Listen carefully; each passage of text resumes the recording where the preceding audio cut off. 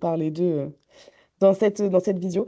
Je fais juste un petit point retour dans le passé, parce que peut-être que certains d'entre vous n'ont pas entendu parler d'Agir dans la Manche, mais de Agir et Cap d'Agir, les deux bourses au projet de jeunes Agir et Cap d'Agir.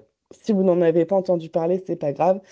Euh, c'est juste pour vous dire, Agir dans la Manche, l'appellation, on va dire, est assez récente, puisqu'il y a encore quelques mois, on parlait de deux dispositifs différents, le dispositif Cap d'Agir et le dispositif Agir. Euh, les...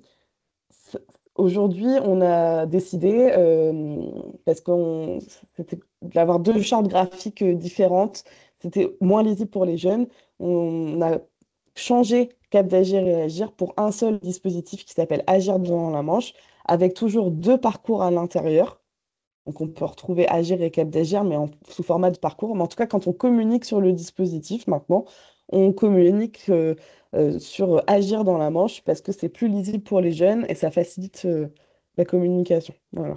Donc si vous aviez entendu parler d'Agir et Cap d'Agir, ça, ne, ça change surtout l'aspect communication, en tout cas. Pas les objectifs des dispositifs.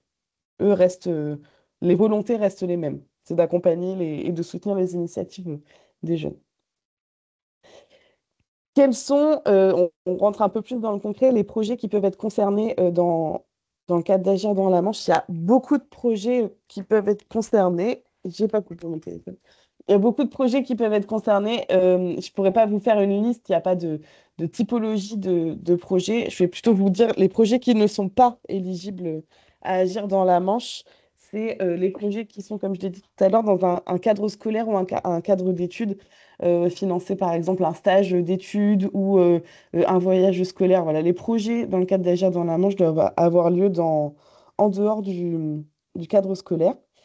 Donc ça, c'est un type de projet qui n'est pas éligible. Un deuxième type de projet qui n'est pas éligible, c'est les projets qui porteraient que sur de la demande d'équipement, de matériel. Exemple, acheter un baby-foot pour l'accueil de jeunes. Si le projet, c'est ça, ça ne peut pas rentrer dans le cadre d'Agir dans la Manche.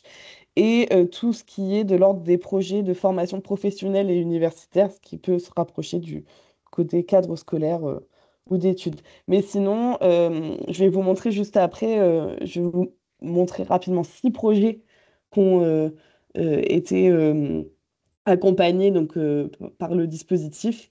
Et comme ça, vous verrez qu'il y a beaucoup de possibilités.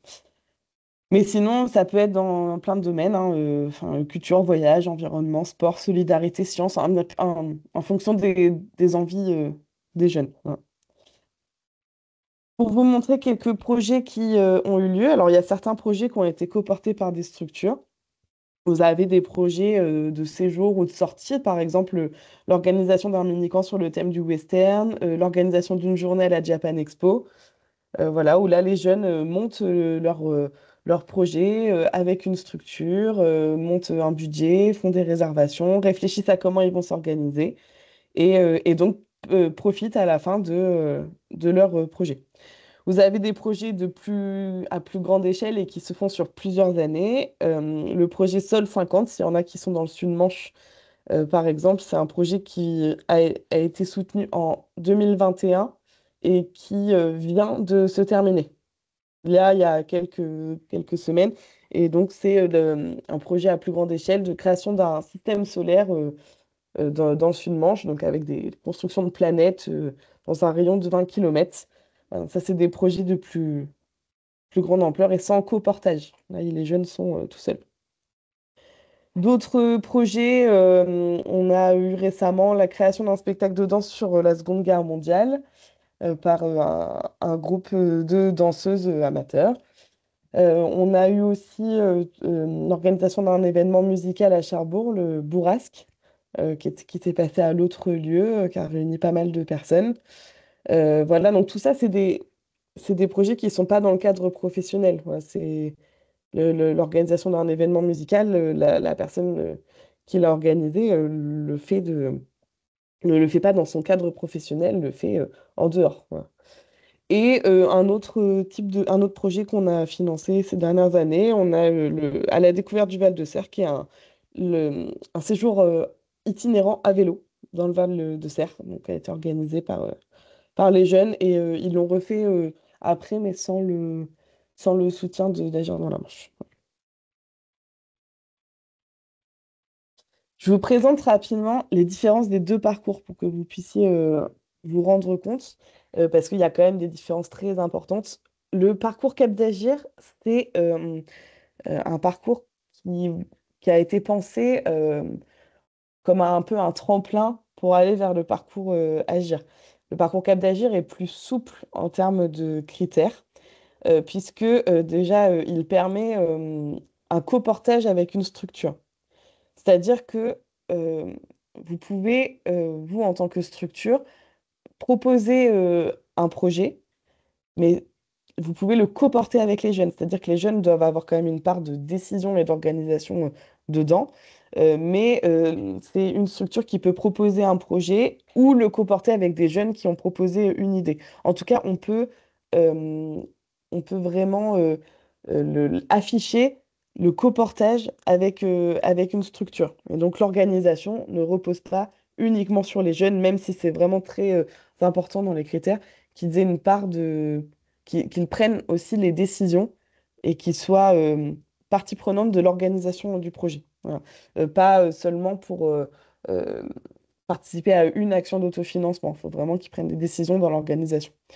C'est comme c'est un coportage possible et que les critères sont plus souples aussi, l'âge n'est pas le même. C'est-à-dire que pour le parcours Cap d'Agir, les projets doivent être portés par des groupes déjà de jeunes qui ont de 11 à 20 ans maximum, avec une majorité de mineurs dans le groupe. Voilà. Et donc, pour aussi responsabiliser les jeunes et que voilà, leur faire participer vraiment au financement du projet, on demande aussi qu'il y ait un 20% d'autofinancement, soit par la participation des familles, soit par des actions d'autofinancement qu'on encourage vivement dans ce cadre-là, vente de gâteaux, fabrication de bijoux, voilà. Il y a plein de possibilités. Et les points d'appui à l'engagement aident dans ces cas-là, à mettre en place, en tout cas, peuvent guider les jeunes dans les actions d'autofinancement sur comment les mettre en place. Donc, le parcours Cadre d'Agir, les jeunes peuvent obtenir jusqu'à 1000 euros, c'est maximum 50% du budget, et il y a dedans un accompagnement pour construire son projet par les points d'appui à l'engagement. Le parcours Agir, les critères sont plus ambitieux, en tout cas pour les jeunes. C'est pour ça qu'on propose le parcours Cap d'Agir pour qu'ils puissent s'essayer, en tout cas pour ceux qui ne se sentent pas prêts à se lancer tout seuls. Donc le parcours Agir, là, on peut accompagner des projets individuels. Pas que, mais en tout cas, c'est possible. C'est pour des jeunes de 11 à 25 ans. Hop, excusez-moi. Et par contre, contrairement au parcours Cap d'Agir, les projets doivent être entièrement portés et organisés par les jeunes, c'est-à-dire qu'il n'y a pas de coportage possible par une structure. Et les projets, Cap d'Agir, on peut financer par exemple tout ce qui est co-organisation de mini-camps, de séjours, de sorties. Agir, il faut qu'il y ait un impact local et une utilité sociale. Donc les séjours et les sorties, il faut qu'il y ait quand même cet impact local et cette utilité sociale derrière. Pardon, je suis un petit peu enrhumée.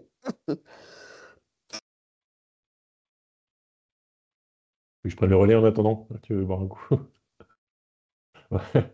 Donc, ouais, c'est la différence majeure entre Agir et Cap d'Agir. En fait, sur le constat qu'on faisait, parce que Cap d'Agir, c'est un dispositif qui existe depuis plus de 20 ans maintenant, le constat qui avait été fait sur Agir, c'est que euh, il y avait des demandes de jeunes sur Agir, mais qui étaient essentiellement des jeunes majeurs et déjà un peu rompus à l'exercice du portage de projet.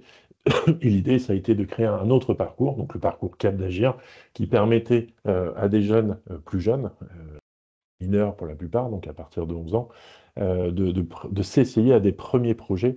Et donc, si Cap d'Agir n'intègre pas cette, le critère d'impact local et d'utilité sociale, c'est on est parti du principe qu'avant de réfléchir à cette question un peu abstraite de l'impact local et d'utilité sociale, il fallait déjà que les jeunes soient capables de monter des projets, même si ces projets étaient utiles pour eux. Le nom Cap d'Agir, il est évocateur par rapport au fait d'amener les jeunes vers la bourse Agir, donc Cap d'Agir, vers Agir, mais aussi les rendre capables d'agir par eux-mêmes et de réfléchir à la question de l'intérêt général. Donc ce sont les deux différences majeures et l'idée derrière ça, c'est aussi l'idée de l'autonomie des jeunes et la possibilité pour les jeunes de porter leurs propres projets et d'être valorisés pour ça. C'est bon pour toi? Merci. Ouais, c'est bon, j'ai repris du poil de la bête. Ouais, justement, ça fait la transition. C'est pas grave, j'ai une slide qui est inversée, mais sur ce que ça peut apporter aux jeunes. Et après, je mettrai les étapes à la fin. Si voilà, ça. Allez, voilà. Ce que ça peut apporter, ça rejoint ce que vient de dire Alexandre. Euh, le fait de participer à ce dispositif, en tout cas d'être accompagné, ça permet aux jeunes de vivre une expérience concrète et surtout de prendre confiance en eux et, parce qu'ils vont pouvoir aller au bout d'une idée, d'un projet. Ils vont oser passer de l'idée à l'action et on les accompagne pour que ce soit le cas. Donc ça rend possible des envies des jeunes. Ça leur permet aussi de rencontrer des nouvelles personnes, des nouvelles structures, de s'ouvrir aux autres. Et surtout, ce que je trouve très important, c'est les jeunes aujourd'hui ont plein d'idées et prennent des initiatives. Et ce dispositif, c'est une des manières, pas la seule, de reconnaître leur participation et leurs Alors, initiatives. hop, on n'entend plus Pauline, elle n'a pas Ah, bugué. ah bon? Je suis là pourtant. Bon, tout le monde m'entend? Oui, On est revenu. Si, donc, voilà. Ça, c'est ce que ça apporte aux jeunes. Évidemment, ça apporte plein d'autres choses, mais j'ai voulu mettre en lumière les principaux. Et aux structures, notamment aux structures qui coportent les projets Cap d'Agir, donc peut-être vous demain. Ça permet un lien renforcé avec les jeunes parce que de les soutenir dans leurs idées et de les, voilà, de les pousser à aller au bout, ça leur permet pas de rester plus longtemps, mais en tout cas de mieux s'investir dans votre structure, dans les structures. Ça permet de vous valoriser votre rôle d'accompagnement de jeunes, votre rôle en fonction du projet de votre structure aussi. Euh, ça, euh, euh, Ça permet d'être dans une dynamique collective, de rencontrer des gens, de travailler ensemble avec d'autres structures, d'autres partenaires. Et puis, bah forcément, un enrichissement mutuel parce que les jeunes ont aussi des manières de fonctionner qui peuvent être différentes, des idées. On a des fois je parie beaucoup, des personnes des accompagnateurs qui disent, mais moi, j'aurais jamais eu ces idées-là. C'est les jeunes qui ont eu les idées parce qu'en fait, ils vont aussi très, très vite. Voilà, donc, ça apporte vraiment plein de choses, ça donne une belle dynamique et puis c'est très valorisé derrière. Alex, est-ce que tu peux Je suis prendre en le train de relais perdre sur ma les étapes? collègue. Ouais, pas de souci. Alors, les étapes, elles sont grosso modo similaires sur Agir et Cap d'Agir, parce que il a été réfléchi que les questions posées aux jeunes, que ce soit sur Agir ou Cap d'Agir, soient grosso modo les mêmes, même si sur Cap d'Agir, on est beaucoup plus guidant sur les questions. C'est-à-dire qu'il y a beaucoup plus de questions fermées sur Cap d'Agir, où ils ont des cases à cocher, alors que sur Agir, ils sont plutôt des paragraphes à rédiger. Oui, pour répondre à ta question, Michael, le document, vous pourrez le récupérer. Et de la même façon que cette visio est enregistrée, donc toutes ces ressources-là vous seront diffusées et diffusées à l'ensemble des personnes de la Manche. Donc, au niveau des étapes, la première étape qui paraît, on enfonce une porte ouverte, mais en même temps, c'est toujours bien de le dire, c'est d'avoir une idée. Mais cette idée, elle peut émaner des jeunes dans le cadre d'Agir ou de Cap d'Agir, ou elle peut émaner d'une structure jeunesse si c'est dans le cadre de Cap d'Agir. Donc l'idée de départ, n'est pas nécessairement une idée des jeunes, mais si c'est une idée de la structure, dans ce cas-là, ça rentre dans le parcours Cap d'Agir. Cette idée-là, l'idée, c'est d'aller en échanger avec un point d'appui à l'engagement. Donc, vous avez une carte des points d'appui à l'engagement qui est visible sur le site Agir dans la Manche, agirdansla-manche.fr, je crois, c'est ça. Tout attaché, Agir dans la Manche. Alors, agir avec un J, non pas avec un G. Euh, d'en parler à un PAE qui pourra vous guider, vous accompagner, vous conseiller sur soit le parcours Agir, soit les parcours Cap d'Agir, soit vers d'autres dispositifs qui sembleraient aussi adaptés au projet. Donc la fonction des PAE n'est pas uniquement d'accompagner vers Agir et Cap d'Agir, c'est potentiellement aussi d'accompagner vers d'autres dispositifs et de proposer un accompagnement méthodologique global et pas uniquement vers Agir ou Cap d'Agir. Ce lien avec le PAE, il est indispensable, quel que soit le parcours, Agir ou Cap d'Agir. Il est même obligatoire dans le parcours Agir. Et même, même dans le parcours Cap d'Agir et même dans le parcours Agir depuis l'année dernière, je crois. Oui, c'est ça. Voilà. On a lissé les pratiques pour justement que ce soit plus cohérent aussi pour les jeunes. Ce PAE, attention, n'est pas responsable du projet. Quoi qu'il arrive, les porteurs du projet resteront, soit les jeunes et la structure, dans le cadre du parcours Cap d'Agir. Il faut vraiment le voir comme un conseil, un appui. Et si il émet des réserves sur l'éligibilité, il faut l'écouter. Parce que bah, ce réseau des PAE est en lien direct avec Pauline, se rencontre assez régulièrement, au moins plusieurs fois par an, et échange un petit peu sur les critères. Donc les points d'appui à l'engagement ont une vision un peu de l'éligibilité de certains dossiers. Et s'il vous dit que là, c'est pas prêt à passer, parfois, il faut l'écouter. Et je sais que à cette vidéo, il y a quelques points d'appui à l'engagement qui ont déjà eu cette expérience. Ouais, c'est pas facile pour un point d'appui à l'engagement de dire qu'un projet n'est pas prêt, mais pour autant, souvent, c'est de bons conseils. Enfin, c'est même tout le temps de bons conseils. Oui, surtout que les points d'appui à l'engagement, ils participent aux commissions qui décident si le projet rentre dans les critères ou pas. Donc, ils ont une bonne visibilité, en tout cas, des critères et les conseils sont vraiment importants.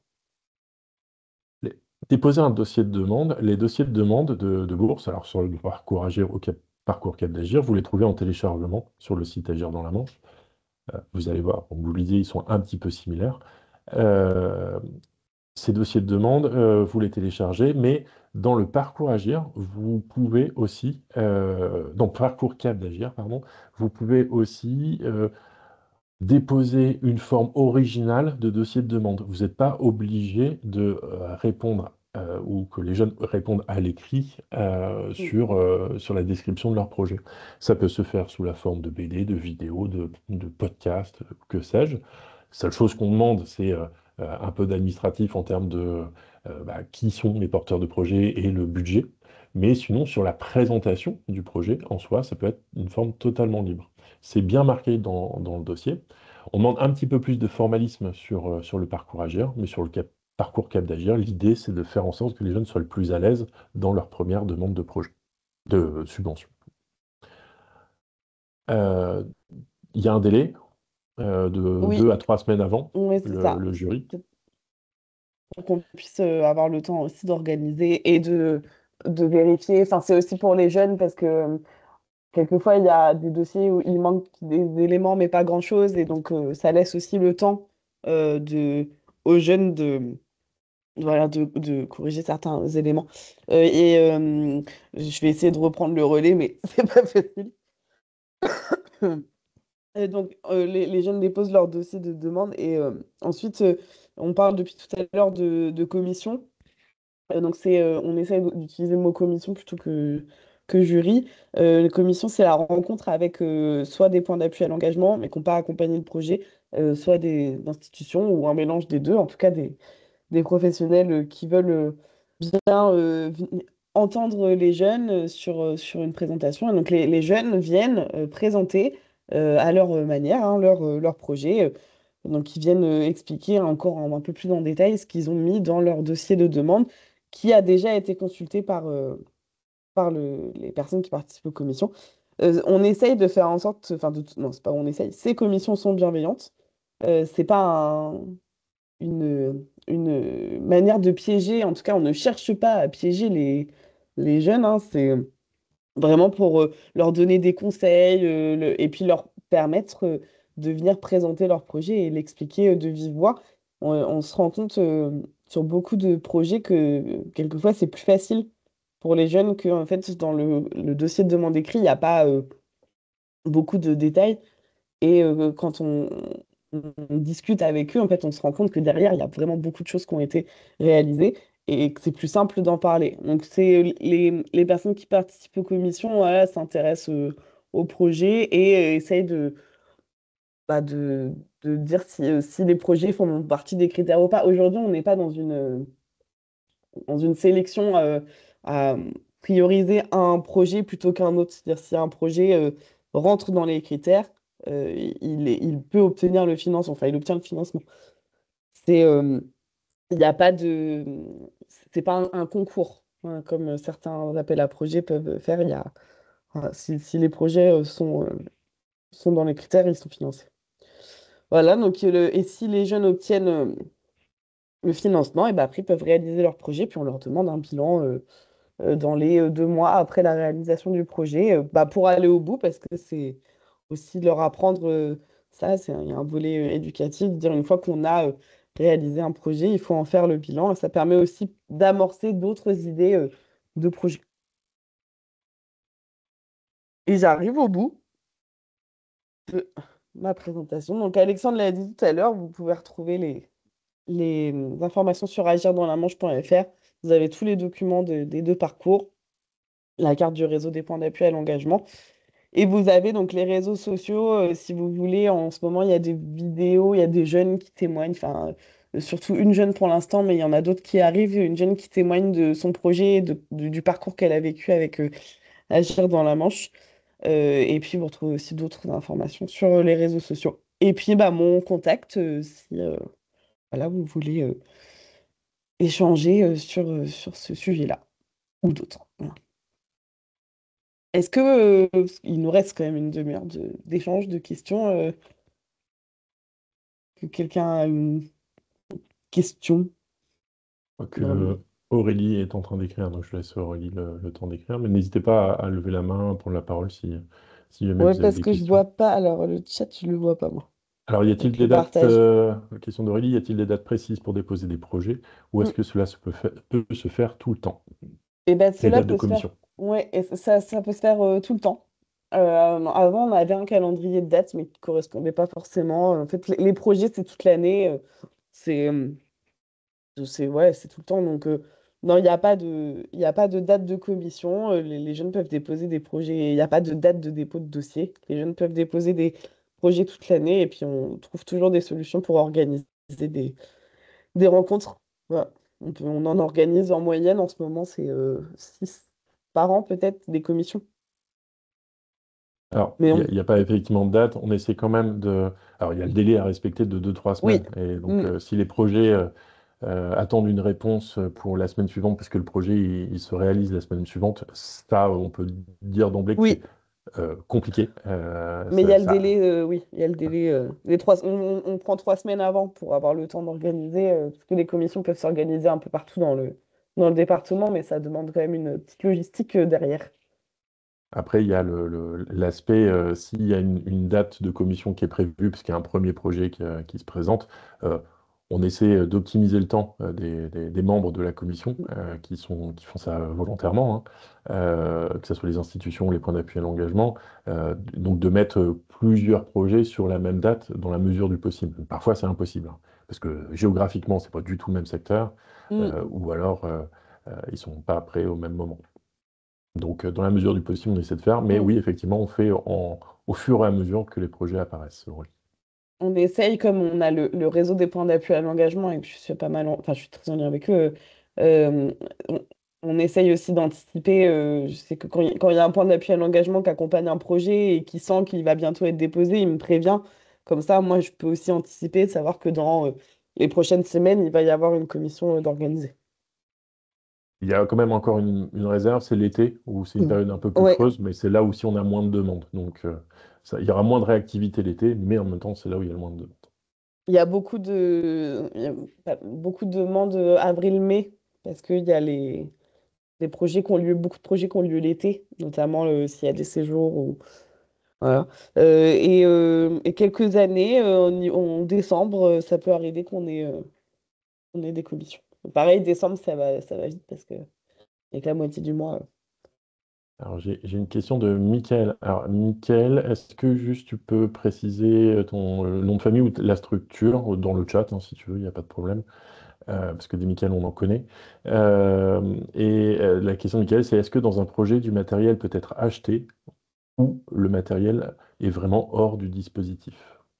Non, si le matériel fait partie du projet et que ça s'explique que ça rentre dans le projet, il peut y avoir il peut y avoir le financement, mais le financement ne peut pas porter uniquement sur du matériel.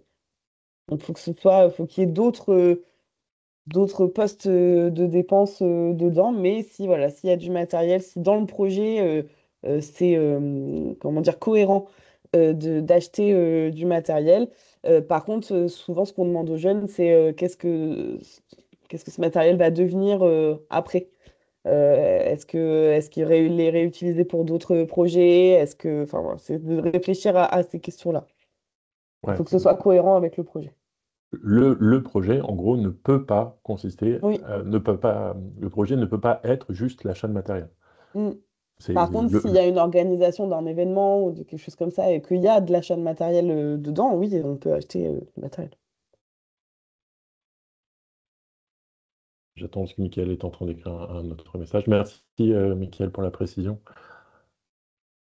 Eh ben, Michael, il dit merci. Donc, merci à Michael. Est-ce qu'il y a d'autres questions, d'autres remarques, d'autres précisions que vous souhaiteriez avoir?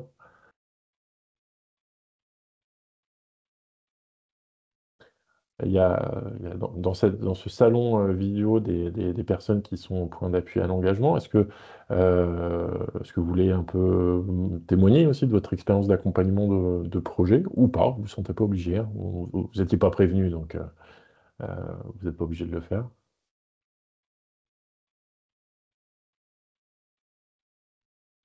Ouais, je vois bien que vous n'avez pas envie de me répondre. Il n'y a pas de problème. Eh ben, comme je vous le disais, je vous laisse le temps si vous avez des messages ou des questions. Comme je vous le disais, donc cette vidéo est enregistrée. Elle sera disponible. Alors je la partagerai, on la partagera avec Pauline sur les réseaux sociaux. Et l'ensemble des vidéos qui auront été réalisées dans le cadre des cafés jeunesse seront stockées, alors j'imagine sur YouTube, pour qu'elles puissent être visionnées tout au long de l'année. Concernant la ressource, le PowerPoint que Pauline a présenté, peut-être que ça vaudrait le coup de le mettre sur la page Agir dans la Manche directement, Oui. parce que ça fait une Mm. présentation clé en main. Mais on vous dira où le trouver, ce PowerPoint, pareil sur les réseaux sociaux ou dans la newsletter de la coordination départementale jeunesse. Euh, on a d'autres dates prévues Oui. sur sur le café jeunesse. Voilà. Voilà, formidable. La prochaine date sur les cafés jeunesse, donc ce sera le 16 octobre, toujours de 9 h à 10 h, avec un café ou un thé si vous voulez. Des petits croissants, on vous aurait bien offert les chouquettes, mais c'était compliqué de vous les faire passer par Teams. La prochaine date, ça sera donc le 16 octobre, avec une présentation de dispositifs de solidarité internationale et globalement aussi de mobilité internationale pour les jeunes.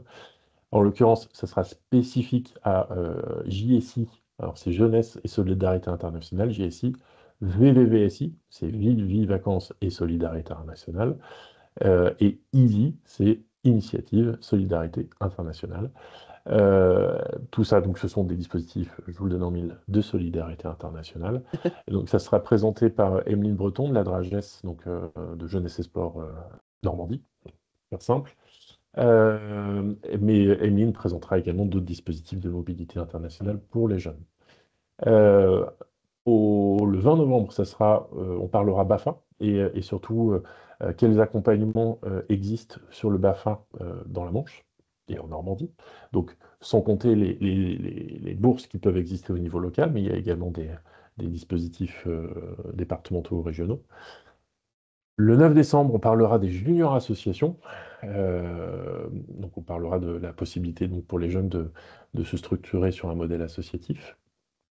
Mais si vous avez, vous, des idées, des envies de thèmes qui vous intéressent, n'hésitez pas à les mettre là tout de suite dans le chat ou nous les envoyer par mail, il n'y a pas de problème. Si vous avez, si vous voulez, par exemple, des témoignages sur des expérimentations ou sur d'autres dispositifs, n'hésitez pas à le partager. On est preneur. Voilà. Mais écoutez, si vous n'avez pas d'autres questions, d'autres remarques, merci de votre participation. N'hésitez pas à partager auprès de vos collègues, auprès de vos partenaires, ça, si vous avez apprécié le temps. L'idée du temps, c'était vraiment qu'il soit court, pour revoir les bases dans le dispositif. Et ben, je vous souhaite une bonne fin de journée à tous, et puis rendez-vous au prochain Café Visio. Et puis n'hésitez pas à vous inscrire aussi sur les ateliers qu'on propose avec Pauline, ateliers jeunesse, qui sont, je le redis, gratuits. Ateliers où on aborde certains points, l'accompagnement de projets de jeunes, la valorisation des jeunes, la prise en compte de la parole des jeunes, etc. J'attends, parce que Mickaël est en train d'écrire, et on va se dire au revoir. Un suspense dans l'écriture de Oui, Mickaël. c'est vrai. Eh ben, même Mickaël nous dit bonne journée. Et ben, bonne journée à vous Bonne et journée. à bientôt. Au À revoir. Bonne journée bientôt. à Au tous. revoir. Au revoir.